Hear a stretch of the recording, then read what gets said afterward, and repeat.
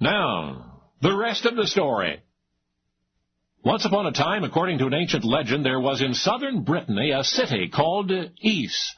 It was a wicked city, first of all. Its rulers were a greedy king and his evil daughter. But more interesting still, the city of Ys had been built on low-lying land, 100 fathoms below sea level, which of course made it vulnerable to the poetic justice of the sea itself. And yes, in the story, the sea eventually dramatically claimed her prize. But even still, it is said, on especially quiet nights or especially stormy ones, one may hear the town church bells of the city of Ys shouting their warning from the ocean floor. French composer Claude Debussy wrote a piano prelude evocative of the tale. He called it La Cathédrale Engloutie, the engulfed cathedral. And as I say, it's only a legend. However, August 2006, a Swedish yacht owner was cruising the South Pacific in the vicinity of Tonga when he looked ahead and suddenly saw there was no more ocean. It was like the Sahara, he said, with rolling hills of sand as far as the eye could see.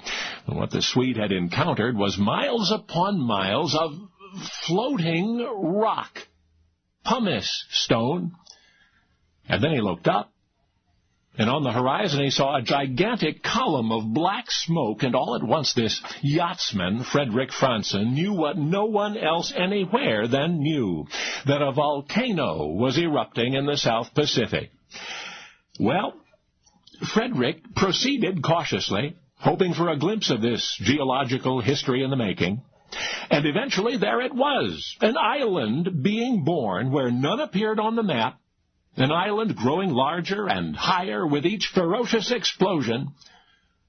Again, that was in August 2006. By the end of the year, the unnamed island, still spitting sulfur, had grown 1/10 of a mile square and 240 feet above the level of the sea. But the sea was more formidable still.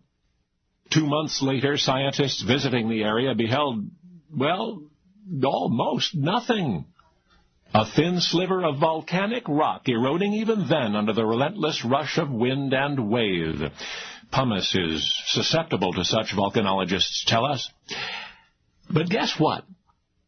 That vast expanse of floating stone created by the eruptions, it drifted west and west and west, 2,000 miles west until it had washed ashore in Australia.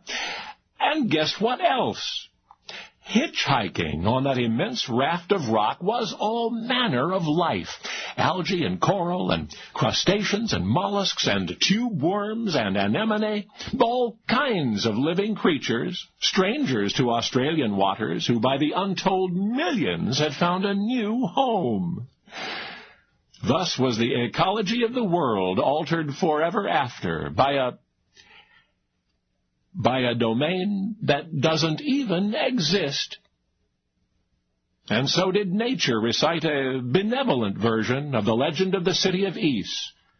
Because although that volcanic city of cinders is gone, its cathedral bells, even still, are ringing on. Only now, you know the rest of the story.